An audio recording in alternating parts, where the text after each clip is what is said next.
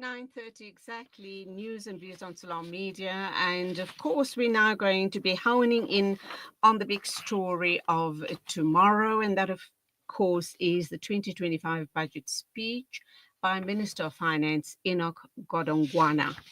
To talk to us about expectations, surprises, shocks, whatever, nervousness around the announcements tomorrow is Duma Gqubule. He is a financial journalist, analyst, researcher, and advisor on issues of economic development and transformation. Duma, a very good morning to you. Welcome to the program. Thank you for the invite. Yeah, so what can we expect tomorrow? And hopefully, we're not going to be in for a bit of a shock. Hopefully, taxes, personal taxes, will not be raised. But we also know that government needs money. So, if taxes aren't going to be raised, where is government going to get additional finances from? Okay, so first thing I have to say, the backdrop to this budget. Number one, we have the second highest unemployment rate in the world. Unemployment rate of 41.9%, unemployment of 70.7% for young people, 50.1% for African females, and 46% for Africans. So this is an unemployment crisis like no other. The second thing is that for the past 16 years, our economy hasn't grown. From 2009 to 2024, our economy has grown by 1.1%. By comparison, emerging markets, 155 of them have grown by 4.4%. Emerging and developing Asia has grown by 6.3%. So we have to ask ourselves the question, why is we as South Africans alone, a country that is not at war, how can we have such a shocking economic performance and everybody's okay about that? The objective of the budget is not to balance the books, it's to address GDP growth, unemployment, poverty, and inequality. And unfortunately, the budget will not address any of those things. It will have a forecast of 1.7% GDP growth for the next 3 years, which it will not achieve. South Africa's economic performance over the next 3 years is going to be exactly the same as it was for the past 16 years, because we are implementing the same failed economic policies of the ANC government. How do we move forward then? Do you think now that we've got a GNU, things might change? The GNU is implementing failed ANC policies. That's the part I don't get. It's a lose-lose for both parties, the ANC and the DA. The DA is losing the votes to its core people by caving, and then the ANC is going to lose votes because unemployment, the drivers of unemployment is the growth of the labor force, and number two, the jobs that we create. I've done forecasts for the next 5 years of this GNU based on existing policies. The labor force will increase by about 3.5 million people, and we'll only create about we'll create about 200,000 jobs a year. So the number of unemployed people will increase by 500,000 a year, 2.5 million. That is the trajectory we are on. And South Africans must wake up to this, that the objective is not to balance the budget, it's to grow the economy. We're going to grow at 1% this year. That is unacceptable. We can't continue like this. Yeah. I just want to digress a bit here and get your views on this as well.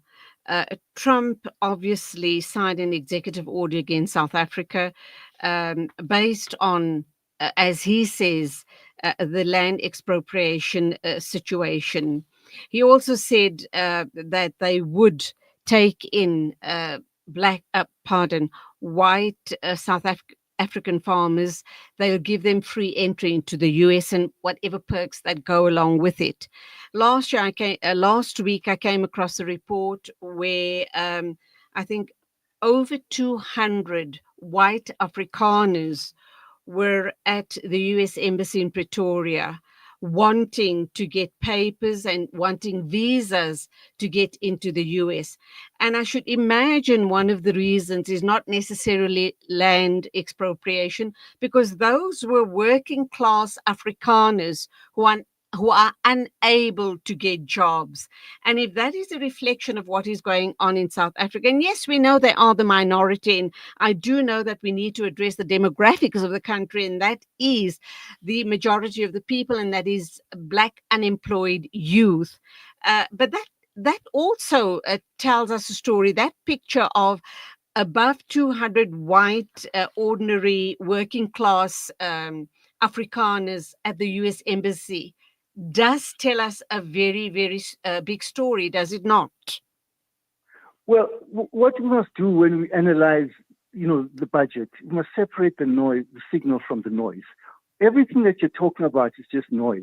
It doesn't have any impact on the economic growth, unemployment, poverty, and inequality. If people are going to leave, a few thousand people, it doesn't change the reality for the majority of South Africans. So please, can we just focus on the economic impact of whatever Trump is doing? Nobody can forecast what Trump is going to do. He's running the economy like he's running a reality show. He changes every day, so we can't predict it. But the fortunate thing is that the U.S. exports and trade is not as big as it used to be. I checked for 2023, our exports to the U.S. is only 7% of our total exports. And number two, if you look at AGOA exports, it's even a smaller amount. So I think that if we leave AGOA, the economic impact, it won't have much of an impact to our economy. And I've done the numbers. The AGOA affected exports is about 62 billion in 2022, and the duty that they're going to lose if we leave is about 1.9 billion. So that is a small amount. It's 0.1% of our total trade. Can we please focus on things that matter? Yeah. Absolutely, but I use that as an example of what the man in the street sees and reads, and how that makes them nervous. And if that's just a small, tiny sample of a minority class of people in our country, I can't even begin to imagine what the majority looks like. So how do we move forward then? You talk about employment. That is what the government should be talking about in the budget speech. As a financial journalist and analyst, how do you believe we can then move forward? And does government listen to voices like yours? They should be listening. Do they listen? I don't think they listen because they're just repeating the failed policies.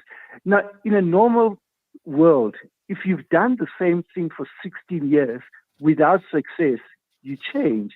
Now, in terms of economics 101, all we have to do, the government has to stimulate the economy because the private sector can't stimulate the economy that is not growing.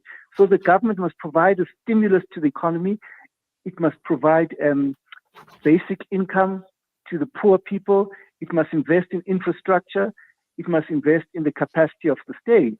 So when the government spends on its people and its infrastructure, the economy grows, as happened between 2003 and 2008, when we created 3.1 million jobs and we grew by 4.5% a year. It's as simple as that. The government has to start spending into the economy as they did previously. When we talk about the basic income, another analyst also raised a similar situation with me. This was a little while ago. And he indicated that if the government gives a basic income grant to unemployment people, it will stimulate the economy because those people will take that money and go out onto the streets and start stimulating the economy. They will have buying power. But I think we do need to do more than that. You did allude to the fact that we must. Okay, there's three things we must do if we have to summarize it. The first thing we have to do, we have to provide immediate income support to people who are poor. That's universal basic income. It stimulates the economy, as you say, and it creates jobs. The second thing, we have to invest in infrastructure. Infrastructure has a multiplier effect on the economy. It creates jobs. People start working on the sites and whatever. And then the third thing we must do is must build our public sector, the capacity of the public sector, the doctors, the nurses that we need, and deliver services to our people. It's as simple as that. I was looking at the Department of Public Service sent me some latest statistics for January about the public sector employees in terms of health. We've got 20,000 doctors for 53 million people. That can't be right. We've got less than 200,000 nurses for 53 million people. That can't be right. We have to have more doctors, more nurses. Yeah. According to my calculation, we need more than 100,000 new doctors. We need more than 300,000 new nurses to be able to reach benchmarks of the OECD countries. Yeah. Absolutely. And you've hit the nail on the head regarding our health services. It seems as if the Department of Health are not doing their work simply because there are a huge amount of doctors that can't find posts. Posts are frozen at public hospitals. I know health service providers. I know health people with degrees in different sectors of the health services, and they can't find jobs. There are just not jobs to go around. And you are right, they need to stimulate those sectors of the economy as well. There's doctors, nurses, physiotherapists, psychologists, etc., all sitting at home, not being able to find jobs. We also have those trainees out of foreign countries, local doctors and medical health professionals that have studied in Cuba, China, and other such countries. Those people are battling to be placed because there's such a lot of red tape being placed on them that they've got to come back and they've got to write a whole host of exams again. That's the one situation. And then, of course, you go on, and it's a very important point, by the way. So I do thank you indeed for raising that. And then, of course, service delivery, I have no doubt in my mind, plays a huge role as far as the economy is concerned. I'm going to get you to respond to that, and then we're going to have to wrap up. Please, can you summarize on those 2 points and then wrap up? Yeah, on service delivery, I live in Johannesburg. One day there's a power cut, the next day there's a water cut. That's just the cycle that we're living through. It's inadequate investment in electricity infrastructure and water infrastructure. It's as simple as that, And what logic is there in cutting spending on infrastructure? It makes no sense whatsoever. Yeah. Absolutely. And you would agree with me regarding healthcare workers. They can't find employment. Yes, it makes.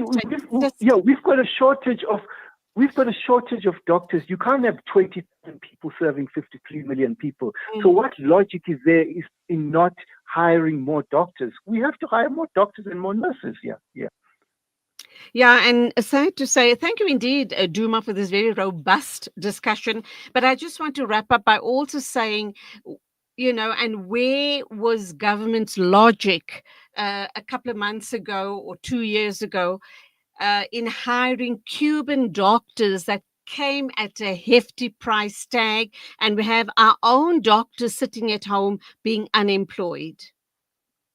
Yes, it makes no sense. But you must remember, some of our doctors were trained in Cuba, so I don't know how many we brought from Cuba. I don't know what the situation was. Yeah. Okay, Duma, it was wonderful talking to you. I must tell you, I'm not optimistic in the least regarding tomorrow's budget speech, but let's see how it plays out. But I do thank you indeed for being with us on the show this morning. That was Duma. Okay. Duma Gqubule, financial journalist, analyst, researcher, and advisor on issues of economic development and transformation. Thank you for your time. 9:44 on News and Views on Salam Media.